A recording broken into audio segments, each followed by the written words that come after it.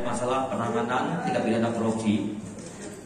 yang dilakukan oleh tersangka Saudara Supriyadi dan juga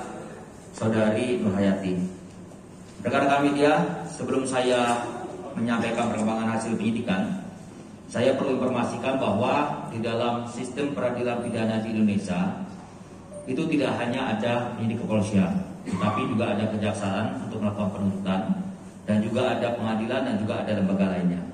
Dan terkait masalah perkembangan hasil penyidikan penanganan tindak pidana korupsi ini berawal dari informasi yang kami dapatkan dari Ketua BPD Desa Citemu dan juga informasi yang diberikan oleh sumber informasi lainnya yang tidak bisa kami sebutkan dengan adanya dugaan tindak pidana korupsi yang dilakukan oleh tersangka Supriyadi terhadap penggunaan anggaran APBDes tahun anggaran 2018, 2019, dan 2020. Selanjutnya kami dari penyidik Satreskrim Polres Cirebon Kota ini melakukan pengumpulan alat bukti sampai dengan proses penyidikan, sampai dengan proses penyidikan dan penetapan tersangka Supriyadi, dan selanjutnya kami mengirimkan berkas kepada jaksa penuntut umum. Dan setelah berkas diterima oleh jaksa penuntut umum, selanjutnya berkas atas nama tersangka Supriyadi sempat P19 atau berkas dinyatakan tidak lengkap.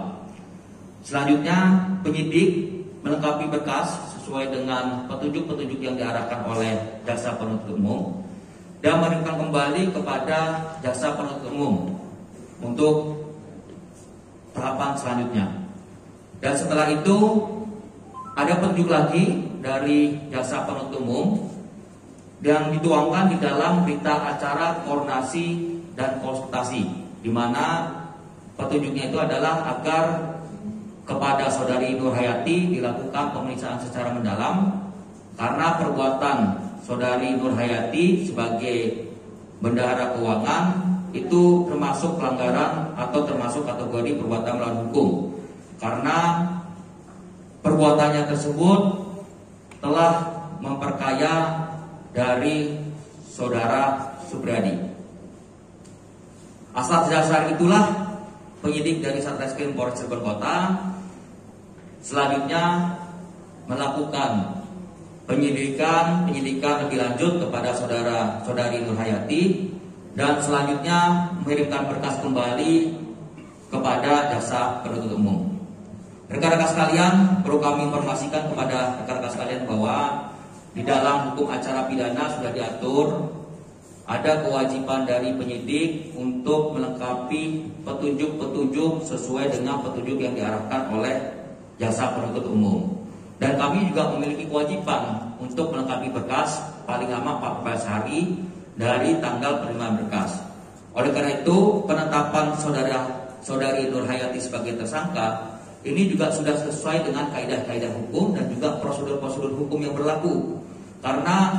penetapan Saudari Nurhayati sebagai tersangka ini juga berdasarkan dari petunjuk yang diberikan oleh jaksa penuntut umum pada saat dituangkan pada berita acara koordinasi dan konsultasi. Rekan-rekan sekalian yang saya hormati, perlu saya informasikan bahwa walaupun memang Saudari Nurhayati ini kooperatif